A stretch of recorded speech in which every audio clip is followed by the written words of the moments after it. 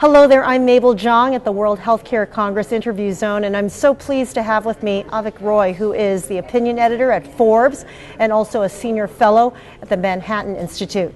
Avik, it's so great to see you. Thanks for having me. And we're keeping you busy at this conference because you're moderating a number of times. Have you learned anything new here this year?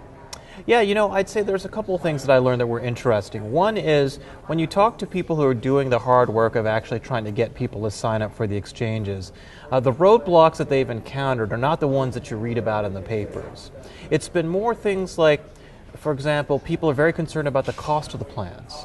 And especially if they don't qualify for subsidies, they're especially concerned about the cost of the plans. If they're eligible for subsidies or they're eligible for the Medicaid expansion, they're concerned about different things. Maybe they had a parking ticket. Maybe they had an issue with a child support payment. And they're worried about, if I sign up for this program, will that allow the government to come after me? Mm-hmm. So there are things like that that seem to be going on the front lines when you talk to the people who are actually trying to enroll people. Are there any, is there any clear data that companies are dropping employees because now employees have the option to shop for this themselves? Not much. What you're seeing is a bifurcation.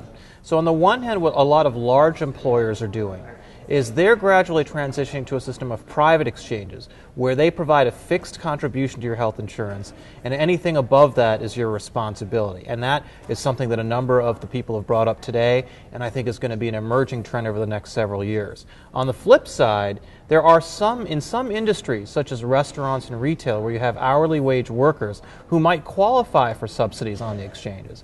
In those industries, you're seeing companies move people into part-time work, because if they're in part-time and not full-time, that company's not required to offer them coverage directly. They can go on the exchanges, get subsidized coverage that way, and it's actually a better deal for both sides. So there's two different types of segregation that you're seeing. Are we on track? There's certainly the Obama administration, if someone were sitting here in that chair across from me, they would say yes. What is your thought? Yeah, so I think there's been a lot of emphasis on this top line number of the 7.1 million who signed up. Mm-hmm. But you have to go two layers beyond that. The first is who's paid, because if you haven't paid, you don't actually have coverage. If you don't pay and you get sick and you go to the hospital, there's nobody there paying the bill for you. So that's a very important number. And the surveys we have from places like McKinsey suggest that about only half of the people who were previously uninsured who've signed up have actually paid that first month's premium. And that gets me to the second point, which is that it looks like only about a quarter to a third of the people who've signed up on the exchanges were previously uninsured. The vast majority were people who were previously insured who were getting a better deal on the exchanges due to the subsidies or some other factor. Okay. And if you look at what the Congressional Budget Office predicted in 2010, it was the opposite. It was at 3/4 to 2/3 to 80% would be people who were previously uninsured. So we're not seeing necessarily a substantial expansion of coverage through the exchanges. We're seeing a lot of people who previously had coverage get a better deal on the exchange. That's something that I think a lot of people haven't been talking about. Okay, so we are somewhat missing the point of what we were doing all of this for, and why didn't we anticipate this?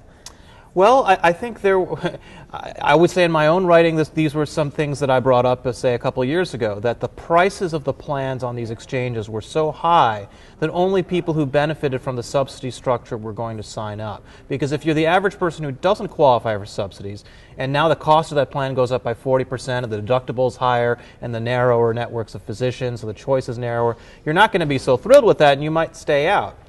But on the other hand, I think a lot of people were worried that this thing would just collapse completely, and that hasn't happened either, and I always saw that as very improbable. So to me, this has been pretty much in line with my expectations, which is that it falls short of the hype, but it's not collapsing either. It's somewhere in between. Okay, are you encouraged by the in-between?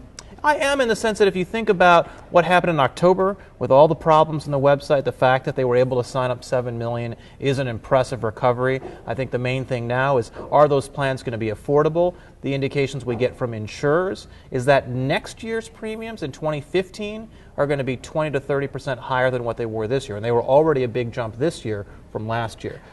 Okay, so what does that mean for the goals of the plan, making this affordable for people? I think that's going to be the challenge. So I think, again, if you qualify for the subsidies, you're going to be insulated from a lot of those increases in prices. But if you don't qualify for subsidies, or you only qualify for a small partial subsidy, it's going to be a challenge. So I think as we go forward, the affordability part of the Affordable Care Act is going to be the thing that we really have to focus on. Is this necessary pain that we need to go through in order to get to a system where people are collaborating more to provide care, better care for the patient?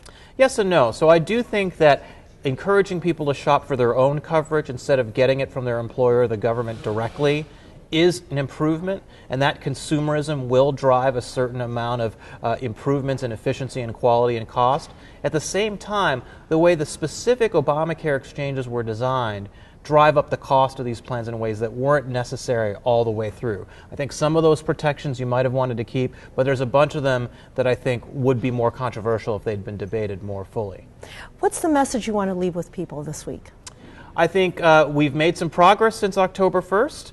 But there's a long way to go, particularly on the issue of affordability. I think, again, over time, that's going to be the thing. That's going to be the thing that's big noise in the elections in 2014. That's going to be the big thing in terms of the noise for 2015, the exchanges, and affordability generally for people who get insurance. How can we make healthcare less expensive? I think that's a thing that we have to focus all of our energies on, because that is the barrier for people who are struggling with their healthcare bills today.